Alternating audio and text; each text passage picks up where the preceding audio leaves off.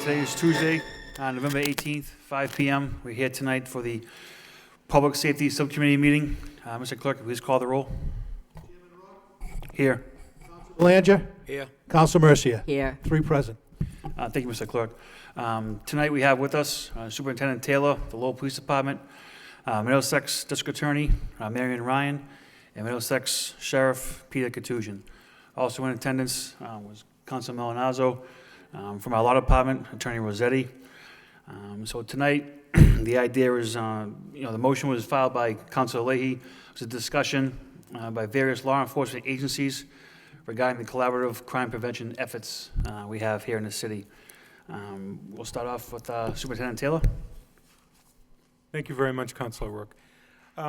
The Lowell Police Department has a multitude of collaborative efforts with our law enforcement partners, both local, state, and at the federal level. I can give you a couple of highlights.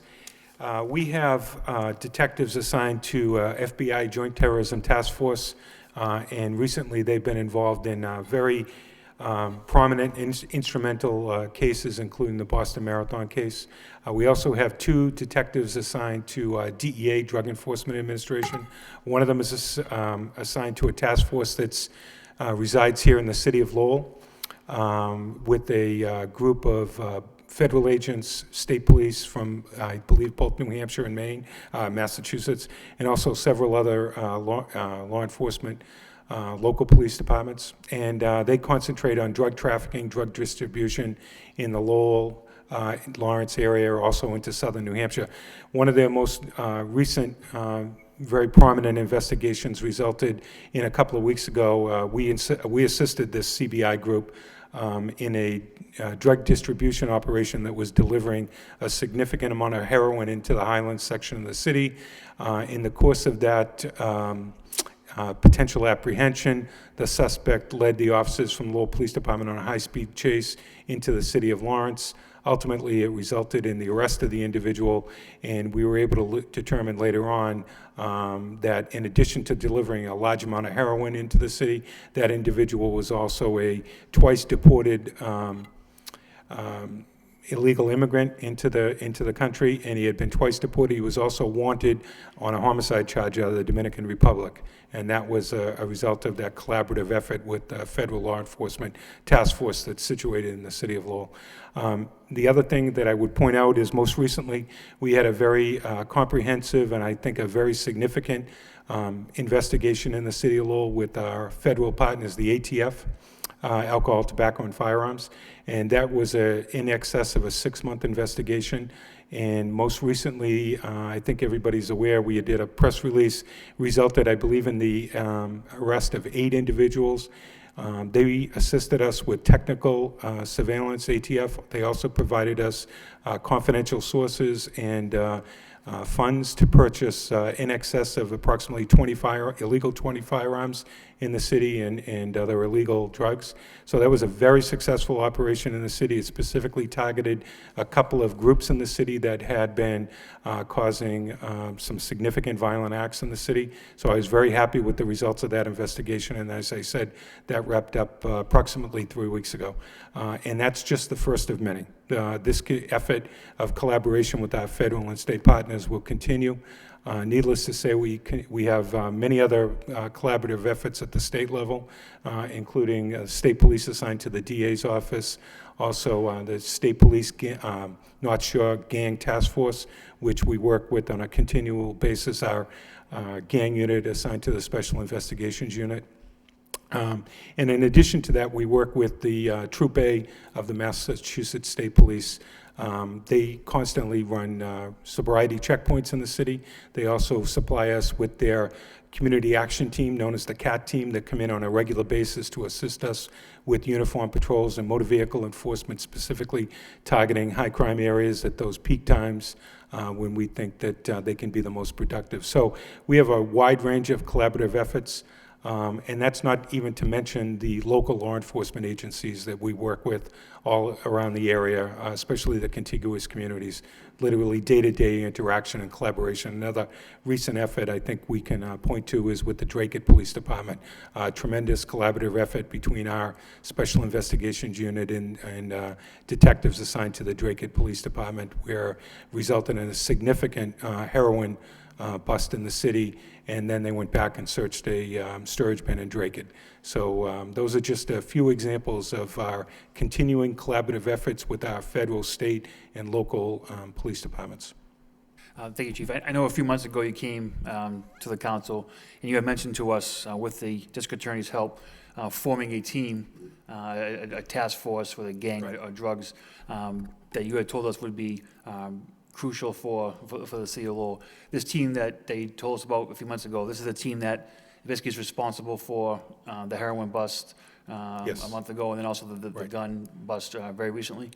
That's right, and I think, I wasn't able at the time to get into very specific details, and I can not still at this point get into significant details because there's an ongoing investigation and prosecution, but specifically that most recent investigation that wrapped up, that 6-month investigation with ATF and the district attorney's office played a critical role in that investigation also. That was very significant, and that, as I indicated at the time, and I believe the DA was here too, and she indicated we were going to target 1 or 2 of these specific groups that were causing some of the violent mayhem in the city at the time, and I think that was very successfully prosecuted.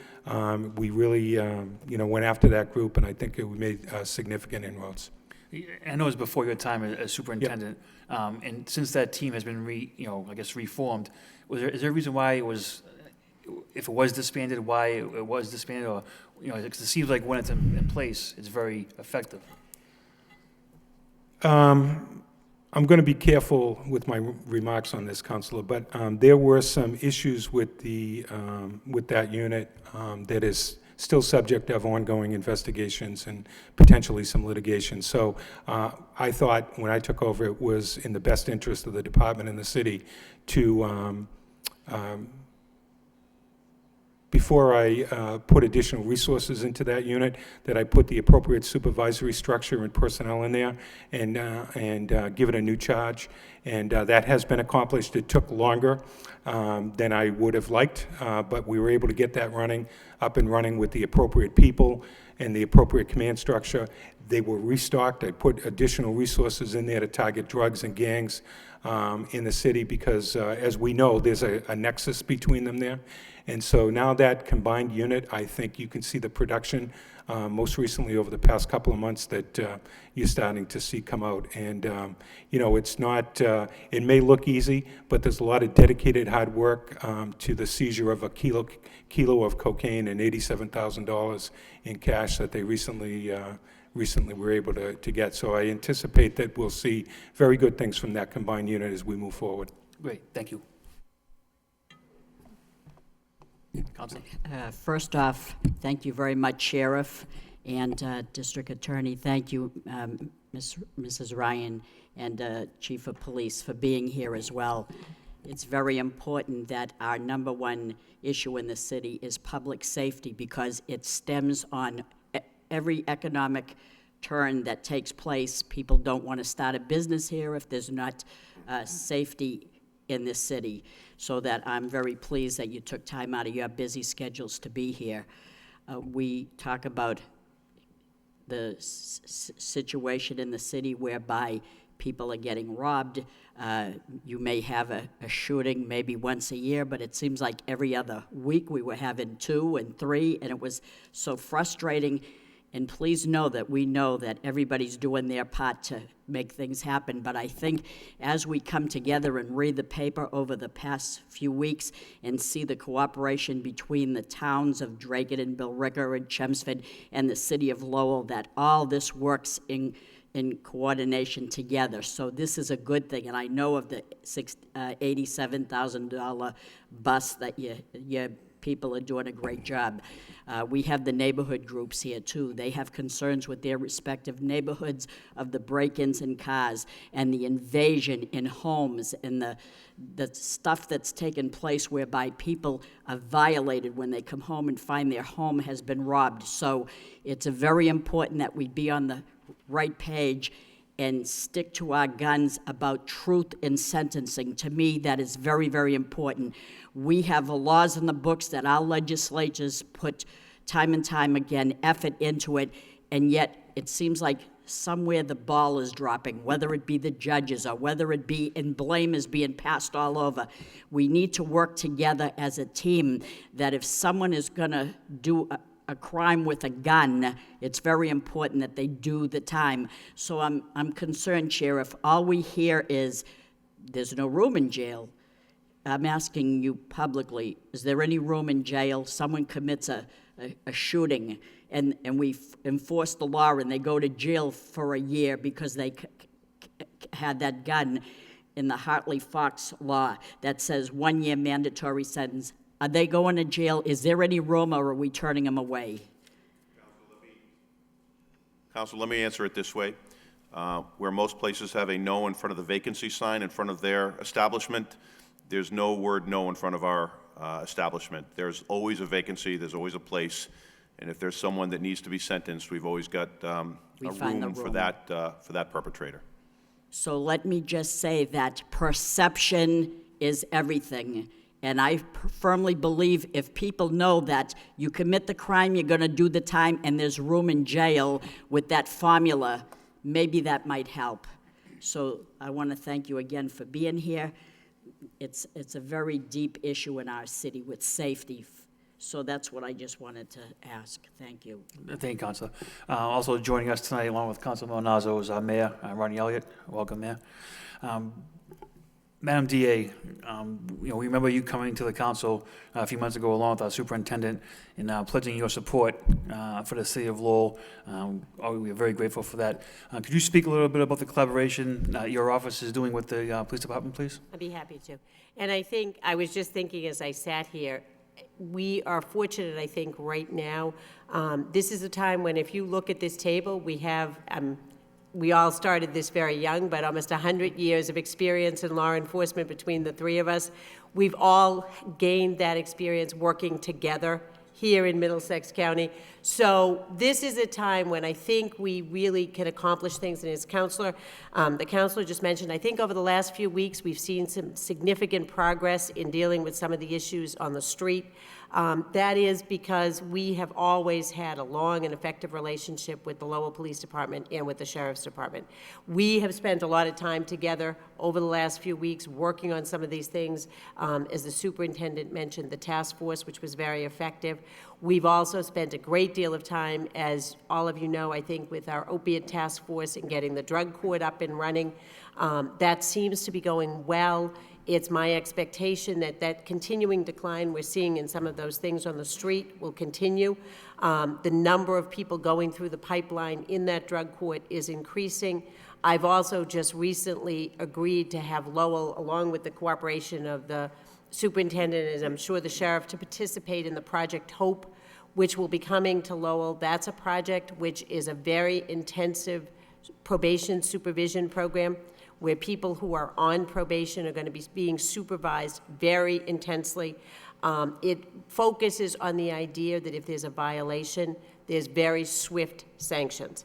So somebody who's out on probation who might, have a bad drug screen, who might be caught up in something else, they're going to be coming back very quickly. They're going to be seeing the same judges, and their sanctions are going to be imposed very, very quickly. So people are going to feel the impact of that. If they're out there, if they've got conditions to be meeting and they can't meet them, they're not going to be out there. We have as well proposed legislation to address the issue of the shootings that we had at the intersections. We've proposed legislation which I expect to spend a lot of time working with the Lowell delegation as well as our legislative partners that would make it a separate crime to fire a gun at a house. Because right now, the only opportunity we have to prosecute those cases is either discharging a firearm or some kind of malicious destruction. I am a believer that when you look at somebody's criminal record, what they do should reflect what they actually did, should be reflected on that record. So malicious destruction can be hitting your mailbox with a baseball bat. That really doesn't convey the same sense of you pulled into an intersection and fired 40 shots. We've proposed that legislation that's going to be sponsored by the Lowell delegation that would impose a mandatory minimum sentence if you're willfully firing at a house. And we purposely did not distinguish between an occupied or an unoccupied house. So you pull up to an intersection, you start firing at houses, you will be subject to being charged with that crime. So that, I think, will go a long way, especially if we're able to keep the sentencing level at the point we'd like to see it at. And we will then, if we're successful with that, obviously get a great deal of publicity for that so people are aware of that change in the law, aware of what the potential sanctions are if they're involved in that sort of thing. As well, we continue to have up here so many, the focus of our prevention programs, whether it is in the opiate area. We'll be sponsoring a program up here the beginning of December, really focused on providers, particularly dentists and orthopedic professionals with respect to prescription opiates. We've just participated in the program that the superintendent helped to run, the community forum on opiate use. As we know, that's at the base of a lot of the crime we've been seeing up here. I think if we work effectively at that, that's going to back us up on some of the events that are happening on the street. As well, we're continuing with the growth of our diversion programs in the juvenile court. We're considering growing some of those programs to be able to better capture and better fashion sentences for people. We continue with the outreach and prevention programs, whether it be at Lowell Youth Development, which brings everybody to the table, looking at the young people of Lowell, as well as our GLEAN, our domestic violence task force that's doing well in the city, our Cut It Out program, again, addressing domestic violence in the city. So I think we are in a place right now where we have good relationships among all of our partners. We are working and really listening to the council, the citizens, hearing what it is that are issues and putting together groups and task forces that really are addressing it. And I think we're seeing, I know it's not immediate, but I think we are seeing some of the results of that work, particularly over the last 6 weeks or so. Superintendent? Yeah, Counselor, one additional bit of information I think is going to be very positive for public safety in the city of Lowell. I've had several conversations with the agents in charge of the FBI in the greater Boston area, and I think they certainly are listening, because I received a call from an ex-Lowell police officer who left the Lowell Police Department, joined the FBI. He has been recruited to come back as the agent in charge of the Lowell office to take a leadership role from the FBI in the greater Lowell area. And that was specifically done so that we can increase our collaborative efforts to target some of this violent crime in Lowell. So we're going to have an ex-Lowell police officer as the agent in charge of the regional office in Lowell for the FBI. I think that's tremendous, and I think the FBI was extremely accommodating for us and specifically reached out and recruited this agent to come back here and work with us. So I think that's very promising. Great, thank you. Madam DA, just a procedure question. We had a couple of questions asked of us a couple of meetings ago about procedure-wise. When the police department does their investigation, makes an arrest, that person is brought to court. What conditions does a district attorney look at with regards to if bail is asked for, if a person is asked for a cash bail, a personal recognizance, or no bail? What goes into the decision by the district attorney to allow that individual to either walk out or request that that person be held in custody? The nature of the offense is the record. It is what we know about that individual and their possibility or probability that they will return, whether they're a local person, whether we believe there's a passport issue, outside travel, all of those things. As one of the issues in making sure that we're most effective in looking at those and addressing those issues, I brought back. Oh, I'm sorry, another layer of supervision in the district court. So we have now Sean Griffin, who I know many of you know, in our district court in Lowell every day, helping our newer DAs to really make those evaluations. So they've got on-the-spot assistance in doing that. Great, thank you.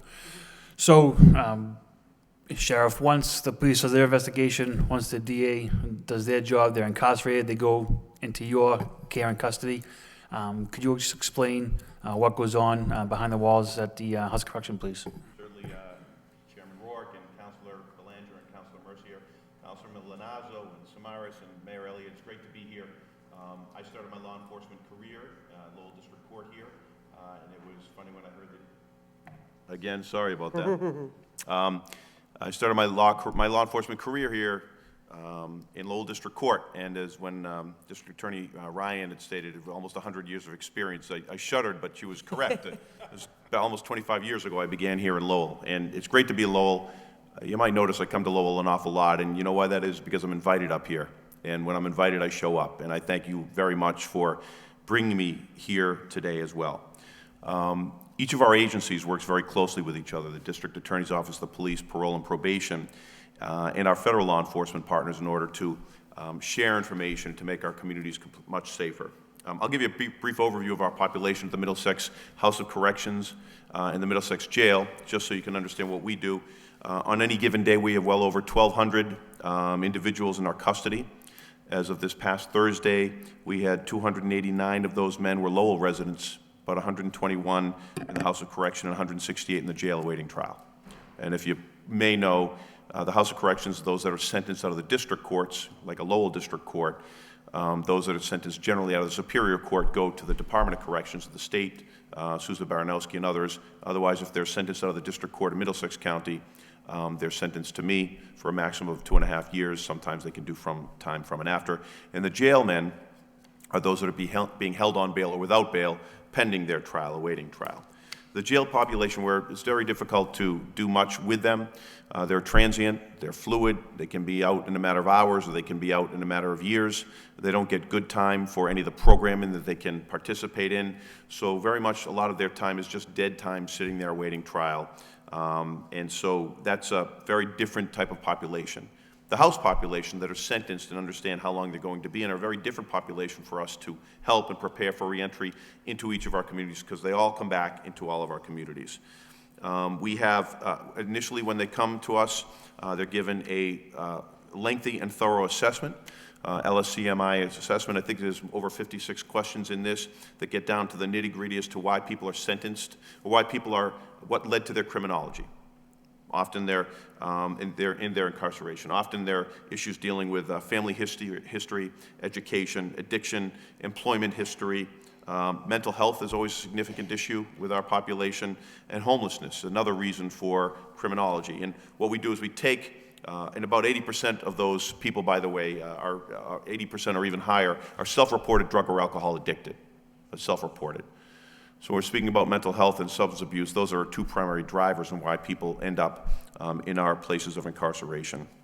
At the House of Corrections, we offer a variety of programming to prepare people for reentry, dealing with education, vocation, and counseling. We have the most aggressive of which, dealing with the substance abuse, is our residential substance abuse treatment program, which is a self-contained pod where all of the men that are participating in the program are responsible for their own recovery and their own reentry, as well as their colleagues as well. So they have a higher calling in many ways, and that helps each of them with their own addictions as well. This is actually we've been selected as a national mentoring site because of the innovation and the success of this program, so it's something of which Middlesex residents should be proud. We also, and by the way, it should come as no surprise that of this pod, 50% of the men that are designated to this pod have opiate addictions. 50%. You think about all the other drugs, and especially the proliferation of alcohol in our society, yet 50% of those that have had a period of incarceration are there for opiates, whether it's prescription painkillers, right onto the heroin. We know how this is ravaging our society.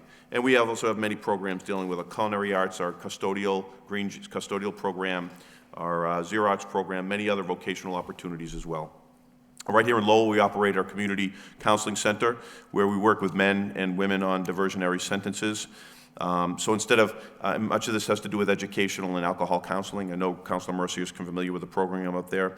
And this is an alternative to, instead of spending $45,000 to $50,000 a year on someone to incarcerate them, to work with them while they're living outside, in their home or elsewhere. actually, and these have been shown to have great promise as far as lowering recidivism. And that is, the entire focus there is on reducing recidivism and helping individuals become productive law-abiding taxpayers that can contribute to society and to their families, and we don't have to pay significant amounts of money to incarcerate them. Finally, let me speak a little bit about some of the work that we've done with the police department and the district attorney's office. Just recently, I was taking a walk around with the Chief Taylor, Couple Square, where we were walking around with Manager Murphy, and during that time, actually, a number of you I know were there. There was a crew of our inmates from our community work program that were moving debris and mattresses from the public parking lot right there at Couple Square. Two of those inmates, including one who was just days away from being released, were actually from Lowell themselves and actually liked the fact that they were helping their own community. We've also had a great deal of cooperation with the Lowell Police Department. Equipment like our Community Command Center has been deployed to help quell a situation when there's been more trouble. Last year, we loaned the department our Zodiac boat, the Asian Water Festival, and I think even on another occasion or two, we've done that. And we provide assistance with warrants and, most importantly, shared information and intelligence developed by our officers. And by the way, this should not be, I cannot overstate this. The information that we have on our inmates is so significant that while police in their role can have a great deal of information, and they develop a great deal of information, and probation officers know those people. No one knows our guys like we do because we live with them 24 hours a day, 7 days a week. And we understand exactly what's going on in their lives and why we've actually solved a lot of crimes. I had not told the chief, I should have told him beforehand, but he has been asking about having a team from our security help with removal of warrants. At some point historically, there was some officers that were permanently sort of stationed with the Lowell Police Department. I think there were even up to 3 at one point, but quite honestly, with times being a little bit tighter, we haven't been able to supply that. What I've decided after speaking with the chief in dealing with what's going on here in Lowell and elsewhere is that sometimes when there's becoming a hot time, where there's, at least the perception is, there's a rise in criminality in a community, that we'll deploy a warrant team to be able to help work with the police to remove not just the non-payment of traffic fines or speeding violations, but for the real types of crime that we want to get those people right off the street. And I've arranged for my chief of security to speak with the superintendent tomorrow to begin that process with regard to getting some of those people stationed right back here in Lowell to get some of those people that should be with us or elsewhere back into our places of incarceration. Thank you, Chef. Actually, I was part of a similar warrant team in Lawrence, and it worked very well. And I'm familiar with the Lowell team that was in place a few years ago, so I'm very happy to hear that's back in place. I think that'll be very helpful to the community in general. I know you speak of the opiate addiction, over 50% of the population. Chef, a few years ago, I think you and I are on a board with regards to the Vivitrol program that was offered to inmates in Barica. Can you speak a little bit about that, please? Yeah, thank you, Mr. Chairman. That's one of my proudest accomplishments. I became aware of this pharmaceutical called Vivitrol when I was in the State House in the Committee on Public Health, and I remembered it when I came here. Vivitrol is an injectable form of naltrexone. Naltrexone is an antagonist, not an agonist. So that an agonist is what we call methadone or Suboxone. It's something that we give to people that are addicted in smaller doses so that they can maintain a lifestyle outside and be able to function, basically. Well, we can't use any of those in our facility because those actually have a black market value inside our facilities, and we have troubles, especially with Suboxone. But this version of naltrexone, which had been a daily ingestible, was something that would actually reduce the cravings, but more than reduce the cravings, actually block the high. And this also works with alcohol too. So actually, if you were to, take pills or to inject yourself with heroin, and you were on this naltrexone or this longer term, this 30-day supply, which is an injectable of Vivitrol, you couldn't get high and you don't have the cravings. I believe this could be one of the greatest tools that we have in order to defeat opiate addiction. But it can't be done alone. We have a program up there that's very innovative where we counsel them significantly, and then we link them with a community health center out in their district so that we provide them with all the counseling, the preparation, and then they receive the first injection of the Vivitrol before they leave so that then they have to just make those connections with their healthcare providers outside within the next 30 days, and then they continue on that. And it seems to have shown great promise so far in our facility. Just a quick question for you, Councilor Belanger. So we hear about methadone clinics and Suboxone clinics. Could you see in the future a Vivitrol clinic to where you're getting these people off of opiates altogether?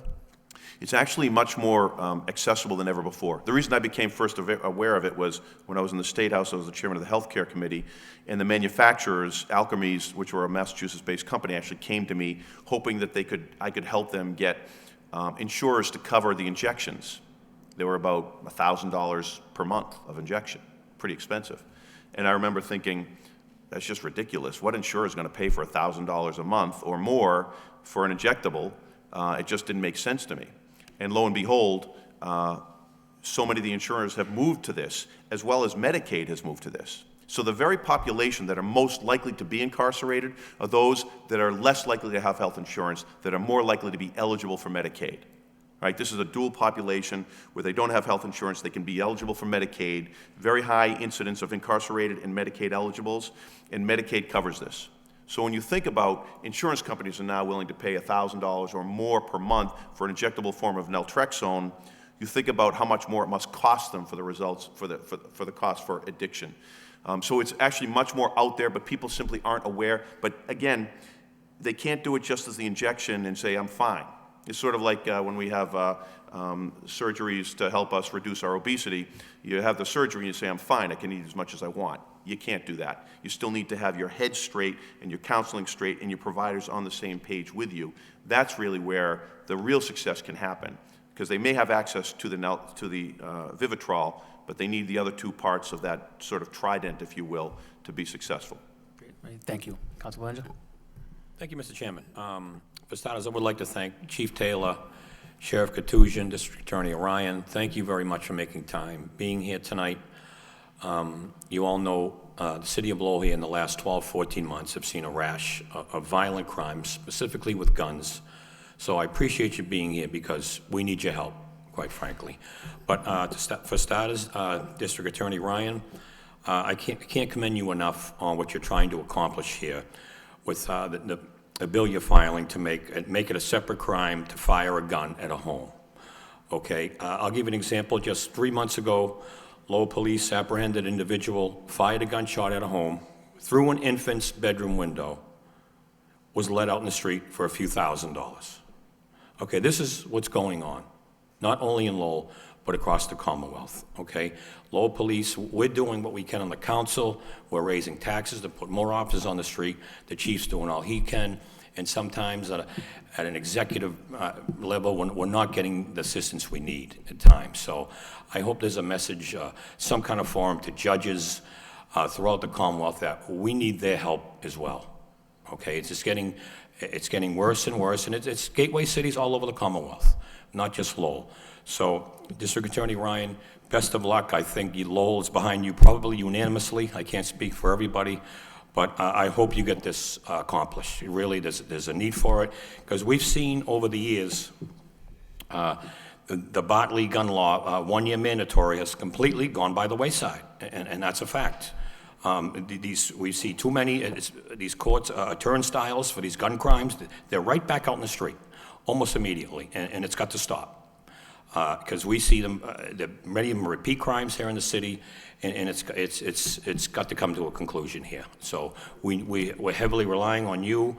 We will do what we need to do at a local level, but it goes beyond just us. So thank you for being here, DA Ryan. But to you, Sheriff Katusian, now you mentioned a very interesting about diversionary sentences. Now, my estimation of this is that I know to incarcerate somebody, the Commonwealth of Massachusetts is the third or fourth highest in the nation to incarcerate somebody. I understand that. But it seems like over the years, the Commonwealth has leaned against incarcerating people, and you gave us the statistic, 50% of all people who are incarcerated are related to opiates or drug issues. So it seems like over the years, the Commonwealth has weaned off from incarcerating people to put them in programs and leaving them on the street, quite frankly, thinking this is, I don't know if it's more effective or not, you know the stats better than I, Sheriff, but it is the gateway cities such as Lowell who hosts these facilities for those in need. And look, there should be help for these people. I'm not saying there should not. And we're cities, and we should be able to help them. But am I accurate in that assessment, Sheriff, that the Commonwealth really doesn't want to be in the business any longer of incarcerating people? They'd rather put them in treatment programs, because that's the message we're getting and we're hearing from people on the street. So I'd just like you to clarify that. Firstly, you'd have to speak more with the judges about something like that. But I think that when I suggest that many of these people are being incarcerated for drug and alcohol offenses, it doesn't go so much to the fact that they were not incarcerated before, but the fact that resources aren't out there in the community before.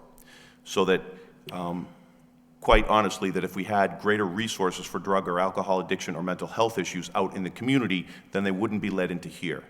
So that's really where the rub lies. It's not the fact that they're in jail because they were not put in jail before. It's the fact that they weren't treated before to the point where they wouldn't have to be in jail in the first place. And that's really what's happening with society right now. We've pulled all of our resources out of drug and alcohol counseling opportunities. We've pulled all of our resources out of treating people with mental health out on the street, and now they're all coming into us. And with our mental health rates, I mean, they're significant right now. The 3 largest mental health treatment centers in the entire country are the LA County Jail, the Cook County Jail, and the Rikers. So this is where our mentally ill are going, is into places of incarceration, because they're not being treated out there in the street. That's unfortunate. That's unfortunate, Sheriff. Thank you for clarifying that. I know we see it here in the city. There are many dependent people who are not being taken care of, quite frankly. They walk on this, they're in homeless shelters and whatnot, and it's very frustrating. So we need to help them too, get them the help they need, and that's something as you all mentioned earlier, we all need to work together on. And we're a city, and we should have facilities to help these people. So I'm sure we'll work in the future collectively to work together on that. Thank you very much, Mr. Chairman. Thank you, Councilor. I firmly believe that a lot of people that are in jail today do not belong in jail. They belong in a facility to treat their illness, and their illness is what caused them to be in jail in the first place. But I firmly believe that we need treatment centers, we need centers for mental illness, and we're all on the same page. But how do we have the state create this? We'll spend more money incarcerating them when they actually need to be monitored.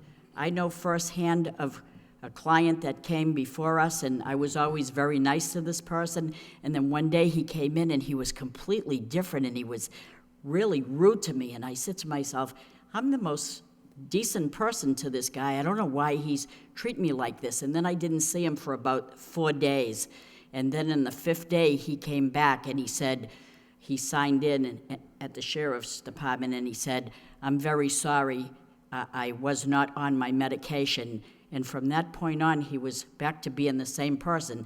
I firmly believe that these people need to be monitored. Many years ago, when Richard Howe was our mayor, Mayor Howe, Bud Caulfield, and myself, city councilors, we went to the Department of Mental Health in Boston, and we begged for them not to close down Solomon Mental Health or the different facilities that are open. And the state did not listen to us, and they closed them down. And you had people on the street because nobody was taking responsibility for them. Just because there are good families that have people with mental illness and they hover over them and take care of them, that's not society. That's a fairy tale picture. You have them out on the street to fend for themselves. They become homeless. They become not on their medication, being monitored. And the next thing you know, they're robbing a car or going into somebody's home. They actually need help. They don't need incarceration. So I think it's incumbent upon all of us to try to find a way to make more facilities for detoxification and mental illness supervision. It isn't the job. We're doing this when it's the proper department that should be doing it, and we're doing it all. And I don't think that's fair to them or to society. I thank the good Lord that we're all born, rather all right, but there are those that have, through their life, they had developed all these problems. I'm trying to say this gently, but it isn't their fault, and yet we frown upon them, we look upon them, and I know every day we try to put people into detox centers. There's not enough room. God bless Tom Golden, the state rep, for allowing Tewksbury Hospital to be open. We need 10, 20 more Tewksbury facilities for detox. We really do. We can sit here all day and talk about crime and homelessness and this. We need to get these people a treatment so that they can be monitored and live productive, normal lives. With a little medication, people can be normal again. Maybe I don't need that. Sometimes I wonder if I do, but there are times when these people, all you got to do is say, did you take your medicine today? No, I've been on the street. That's the last thing that I'm thinking of being monitored for my prescription. You need more facilities like this. It's a burden to the prison system. It's a burden to the police department. We just need more detox and mental health facilities, and it's as simple as that. But we don't understand that because we want to spend the money threefold to incarcerate them. That's not the way that it's supposed to be, but that's as clear as I can make this situation. But that's my opinion. Thank you, said it, Councilor. if I could just respond, and you said it better than I could have, Counselor. Just to give you a snapshot, September 30th of this year, we had 672 open mental health consumer cases. Now, I'm not saying, by the way, I'm not saying these are good guys or poor misunderstood guys, right? A lot of bad guys in there too. So, you know, and I don't know that mental health is an excuse, but for many reasons, but for many, it's the reason they're in there too, right? So Yes. you can only feel so bad, but the fact is, there's a lot of bad guys up there too. 672 cases. That represented 56% of our combined population, jail and House of Corrections, right? And 96% of those also had drug or alcohol addiction issues. So you're talking about the dual diagnosis of mental health and substance abuse is very concerning right now. And whether or not they should be in jail, that's something for society to answer. But the fact is, we can treat them better on the outside. If we catch it, if diagnosis and treatment are done earlier, we can prevent a lot of crime, so we can protect public safety, we can save a great deal of taxpayer dollars as well in this effort. And in our rush sometimes to incarcerate everyone, we just got to be very careful about how we're spending our money and how we're really protecting the public's good. Because if we're just incarcerating people, we're not actually making them better, then they're going to come back out and they're going to reoffend, and we're going to have more victims out there as well. Mindful of the fact there's a lot of bad people in my place. There's a lot of people that could have avoided being in my place for a lot less money had we had the resources out there, as you said. Thank you, Sheriff. Mr. Mayor? Thank you, Mr. Chair. District Attorney Ryan, Sheriff Katusian, thank you for your time. Thank you for coming to City Hall and listening to us and working with us. And the buck does stop here. It stops here with us. People, they expect their local officials to stop the violent crime, take action.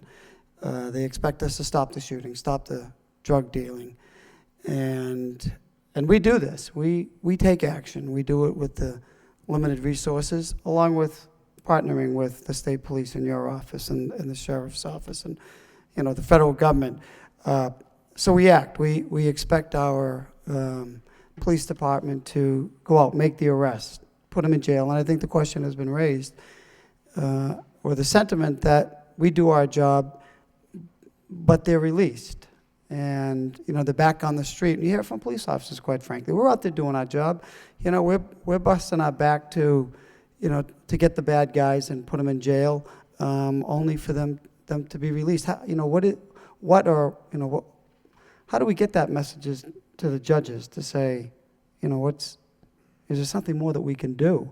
I mean, we had a terrible stabbing today in the city. It sends chills through people, not only in that neighborhood, but in the city, where we feel we're getting a handle on shootings and drugs, and we're making progress, and then, something like this. Chief, what is the status of that? I mean, you have suspects. The situation last night? Correct. With that girl that was stabbed. Yeah, a very tragic incident, and I think between the DA's office and the officers assigned to my department, we've got a very active and I think hopefully a very productive investigation. Unfortunately, I'm really not able to comment much more than that at this point. Well, the individual's back on the street, correct? I mean, that is what is concerning to me, from what I understand, and I'm not going to ask you to jeopardize the investigation, but people in the community, if you know, if the individual, you know who it is, and you know the individual's walking on the street, and my understanding is that the individual admitted to it. So why is that the system doesn't seem to be working in the favor of the people of the city? You know, unfortunately, I'm not going to be able to really comment about last night's situation at this point because it is an ongoing investigation. So, but I think that I think we're confident that we'll be able to successfully resolve this in the coming hours or days. Okay, so this comes to information to me from people not in this building, not in your building. It's just, that's just the way information is transferred. So, you know, when I hear this, I'm going to ask you, and I want to ask you, and I ask you publicly. It coincides with this discussion of we're doing our job. There's some bad guys on the street. The DA is putting them, you know, making the arraignments. He's putting them in jail, and you know, we have, you know, individuals on the street, and not even arraigned. I hope that's the case, because we need to continue to reinforce to the people at home that, you know, we're moving swiftly, we're identifying, you know, these perpetrators, and I think we need to continue to send that message, which is very important to us who are on the front lines, along with you folks as well. But, you know, we hear it everywhere we go, and sometimes I feel like I sound like a broken record. We're doing the best we can. We're putting more officers on. We're working with every law enforcement agency, and then lo and behold, there seems to be another front page story, which seems to set us back, and us back as a city when we're looking to attract people in, and you know, come into the city from all over the place. So I do appreciate you being here. We just, and we're not venting at you, just want to know that what we hear, and we're bringing the message, you know, we hear it loud and clear for people in the city, and that we're trying our best, but sometimes that's not enough. You know, what I can say, Mayor, is that much of the crime, both violent crime and the property crime in the city, has at its origin drugs. And I think that you've seen some very good examples recently of our drug fighting efforts, some really high-profile apprehensions both in Lawrence and at Lowell, working with our offices, and then there was a cooperative effort in Drake. So I think we're making tremendous strides in that area as we move forward, but we need to do more. You know, as the sheriff indicated, ultimately we're not going to be able to arrest and incarcerate our way out of some of these issues.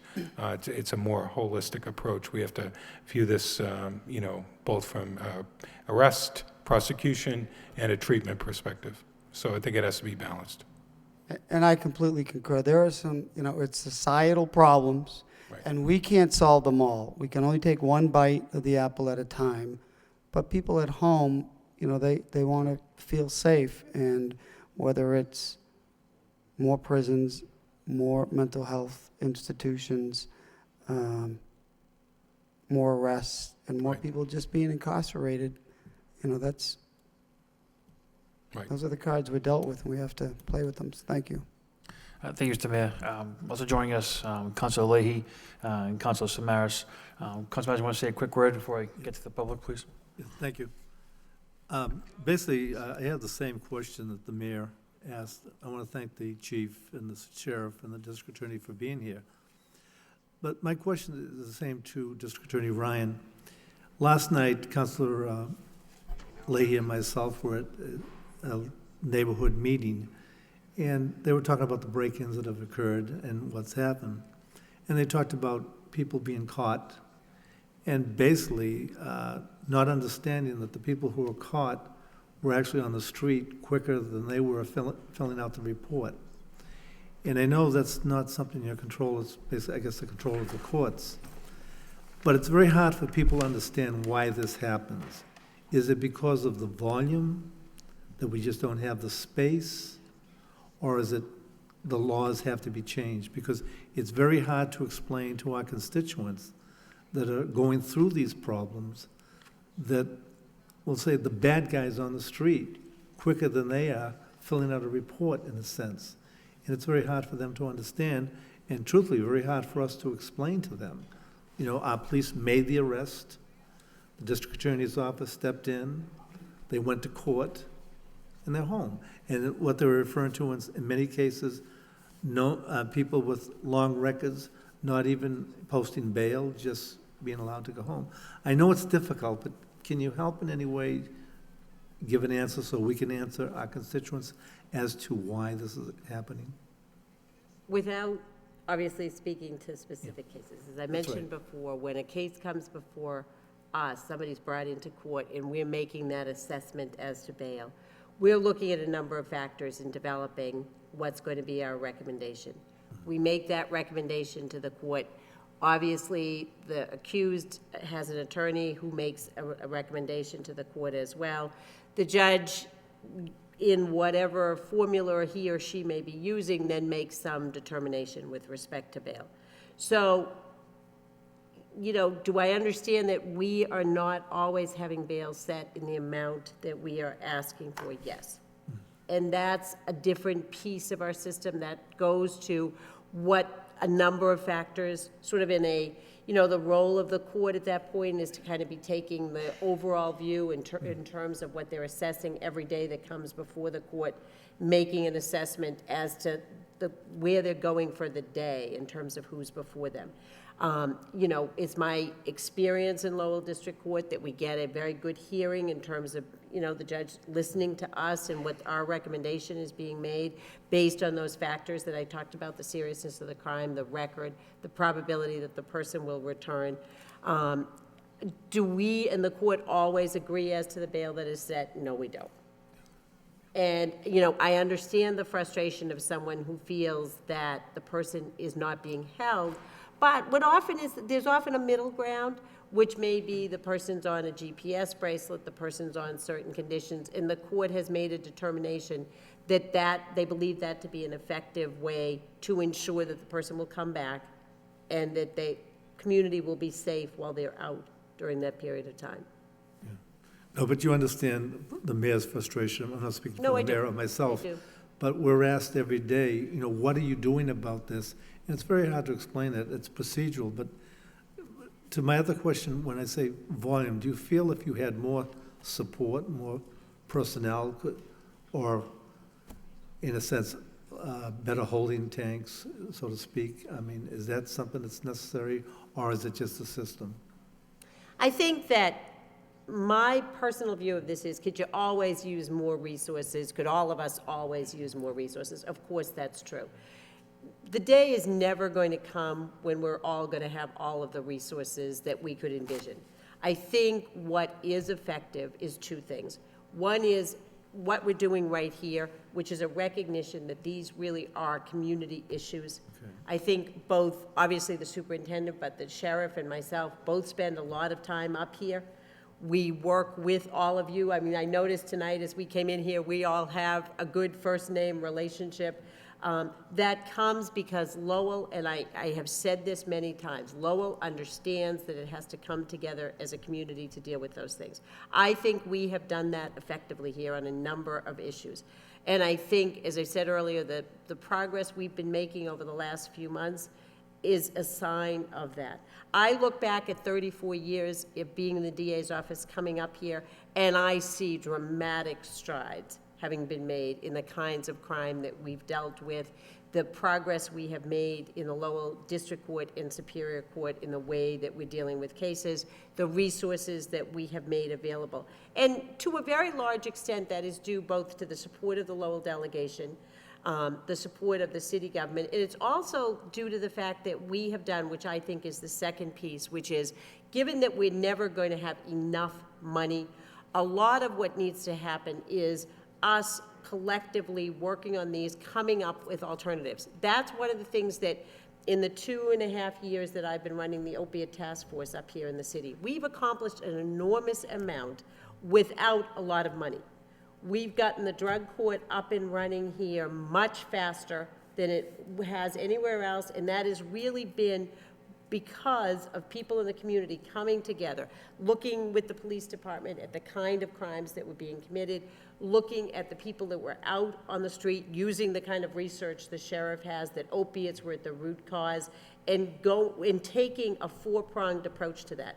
Both the education, the prevention, the targeting of people who are making money off the misery of people in terms of looking at those big level dealers, and then finally looking at that treatment piece. I mean, we worked with Representative Nangle in terms of getting Tewksbury going.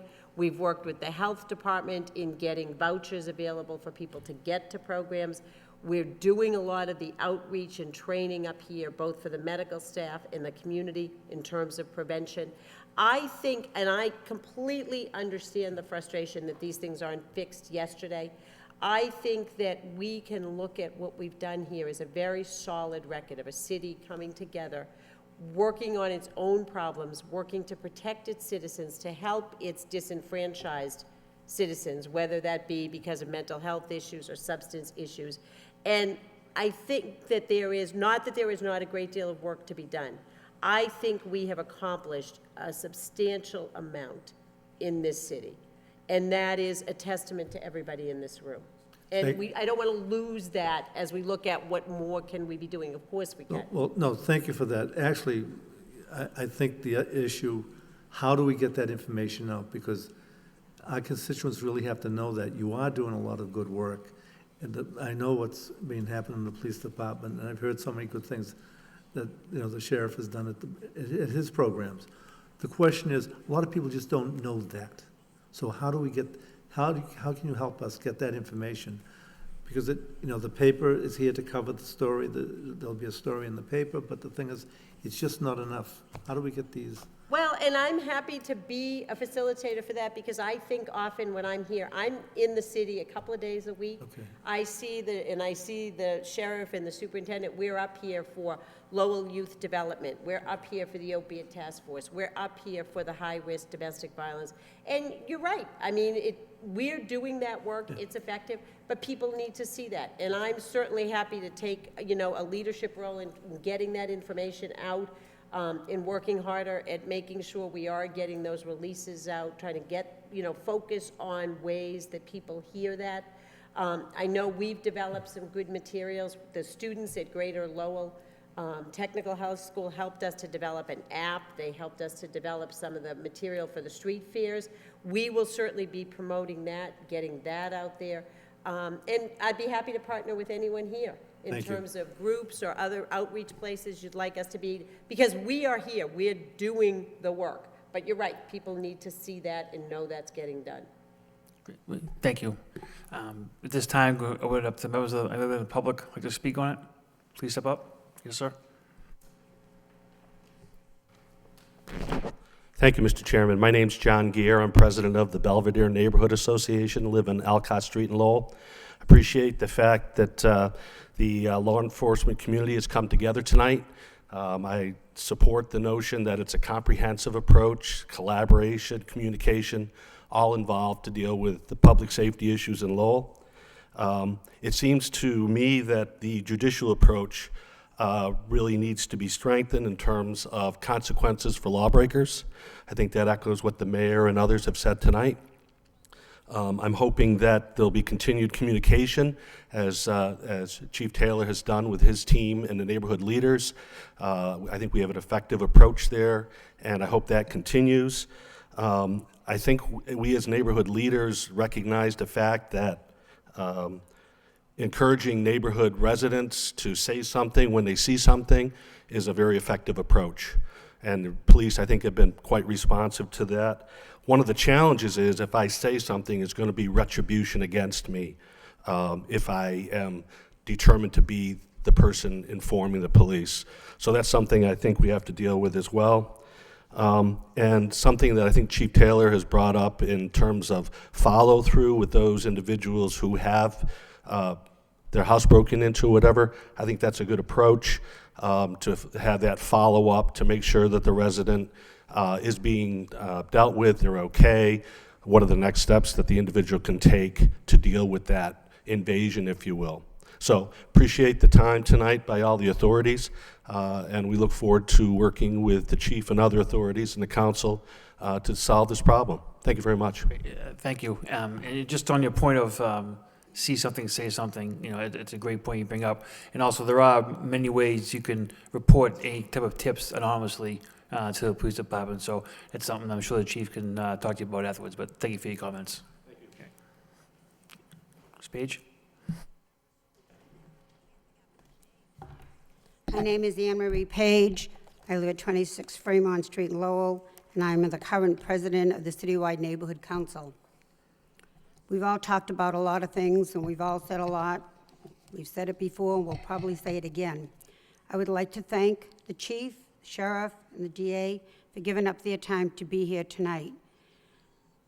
We were here 2 weeks ago for neighborhood subcommittee, and while we were all here at 5 o'clock, which means we haven't had dinner yet, the two, what's the word I'm looking for? Loser? Well, the two bad guys that broke into this lady's house and stole her personal property, gifts from mothers, grandmothers, whatever, of a value of $5,000. So as of November 1st, there'd been 602 burglaries in Lowell. As of last night, there were 800. So just for the record, where some people like to talk cold hard cash, that's $4 million. And I did hear somebody say they could use a little more money, and I'm hoping out of that nice big chunk of change they put down for that gambling deposit, you get a little bit of that money. But what I think what we're saying is what we have said before, and we will hopefully not have to say again. Our problem isn't here. Our problem is not with our chief. Our problem is not with our sheriff. Our problem is not with our DA.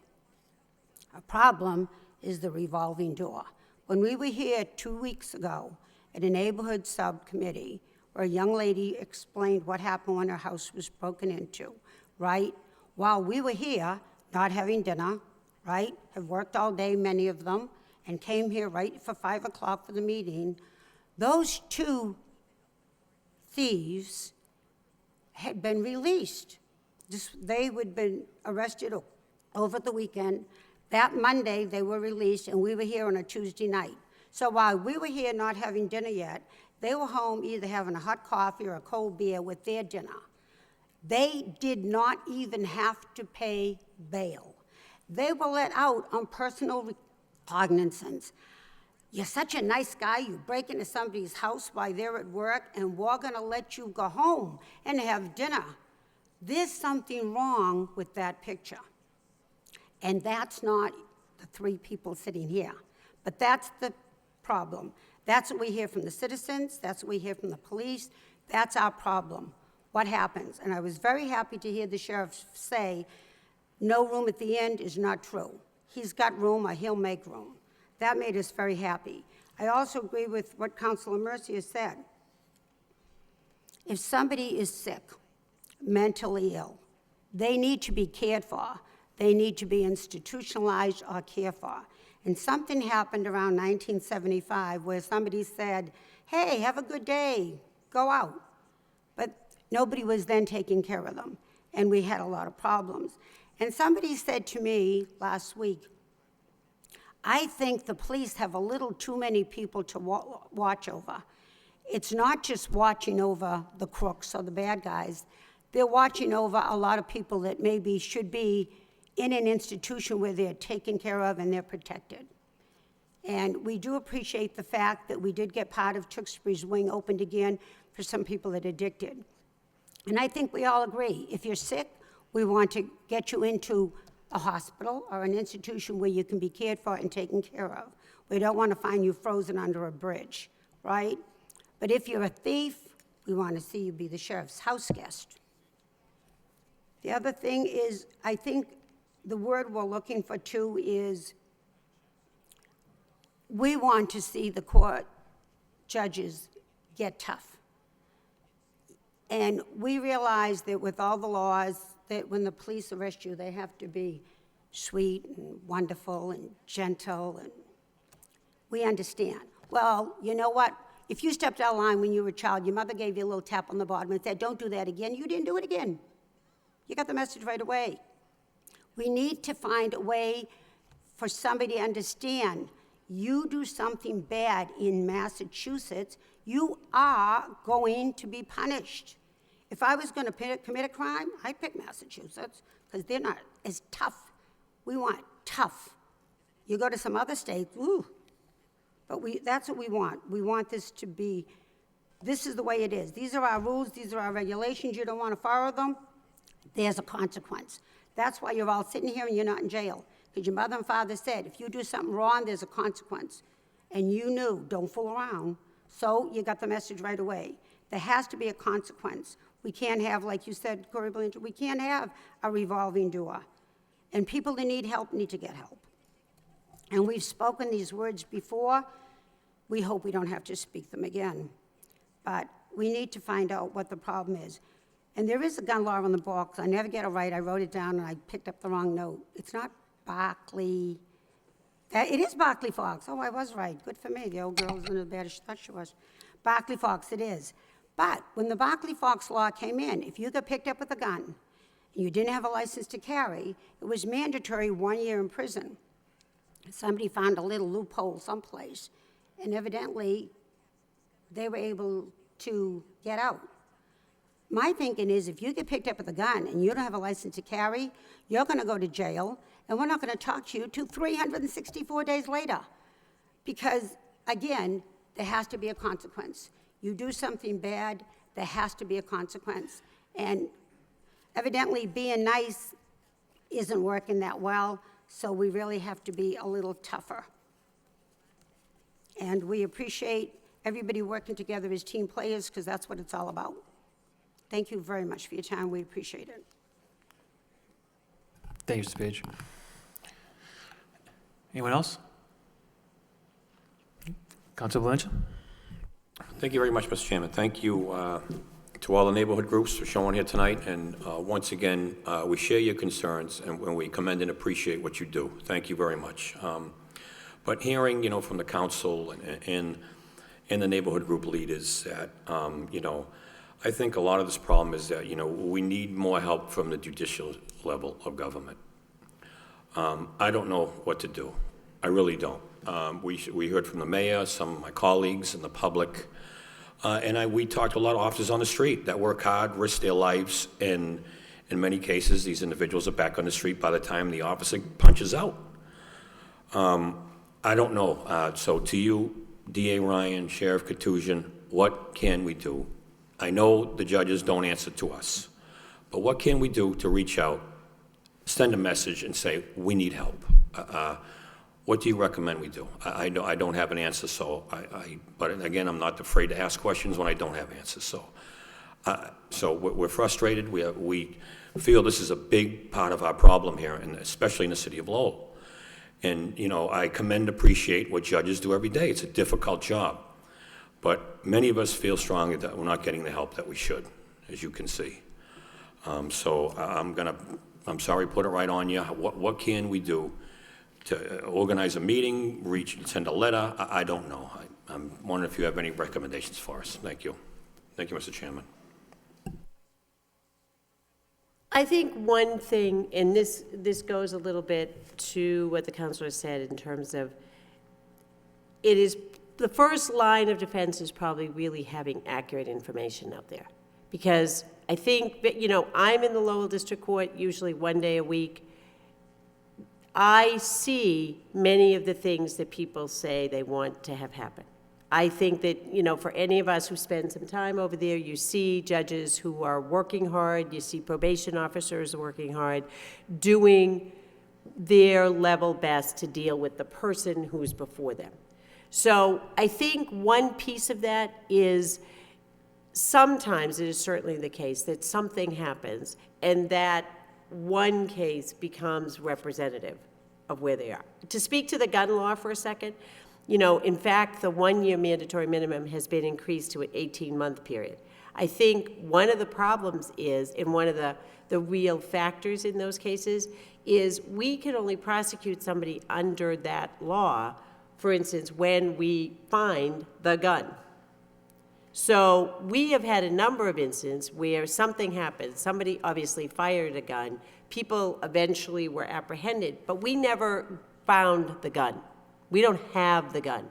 We can prosecute those individuals for something that happened, but they aren't being prosecuted under the gun statute because we don't have the gun for whatever reason. So that sentence may be different than what they would have received if they'd been prosecuted under the mandatory minimum gun statute. That's true, but there is an explanation for that. One of the reasons we proposed this legislation with respect to firing at the houses is to give us another option. So there is that need to increase, in some cases, what we have in our toolbox available to be used. I think in terms of the bail situation, does anyone get released from the Lowell District Court on personal recognizance? Yes, they do. Are there a lot of people who are being held, for instance, on $50,000 or $500,000 cash bail? There are. And I think those people don't always make the headlines. So, the first piece of if what we're trying to do is disseminate to people a real picture of what's out there, to the extent that we can work together to get that information out there, I think that's helpful. I think the other piece of it is to the extent that people are not satisfied with something that happens, there are forms in terms of both the Lowell delegation, in terms of the appointing authorities, those kinds of things that you can address particular cases. The one problem for all of us, obviously, is we aren't at liberty to discuss cases that are pending. And cases that are disposed of, while you can certainly talk to the facts of a particular case, it's hard to talk about the generality of, I think this is what's happening. And I think, when I hear people talk about their house being broken into, I've had my house broken into, I think there's nothing more invasive than that. And people have every right to feel incredibly invaded when that happens. And if that's where we need to be looking, and I think the chief has done a great deal of work in terms of these follow-up programs that are going at, then, we as a group, I think, need to then put a focus on that and come together as we have on the opiate issue and other issues and address some of those pieces of it. And then be putting together cases that we can then recommend a sentence that reflects the nature of what took place. So again, I think it is a collaborative piece of work. It is also, to some extent, it is getting information out to the public.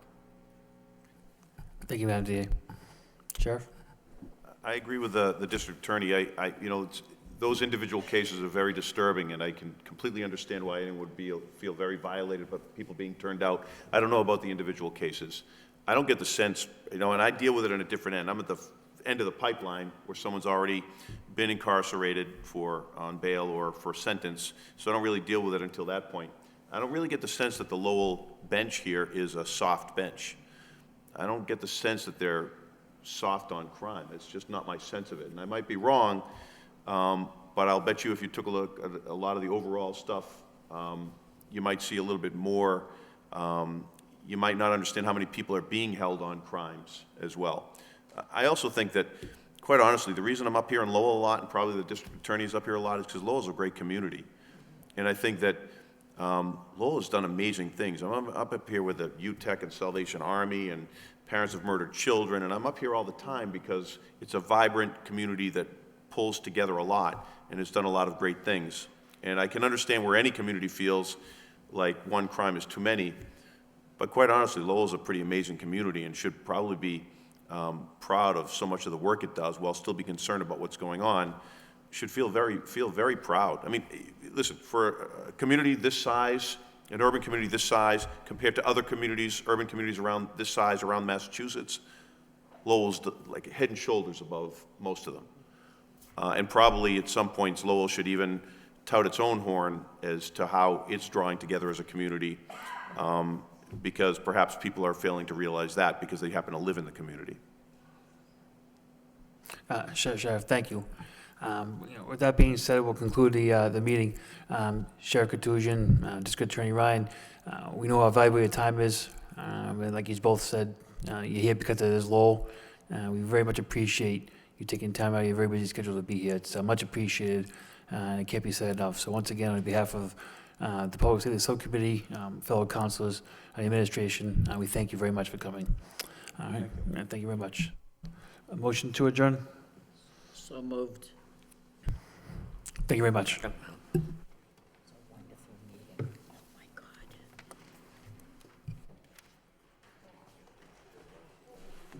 God.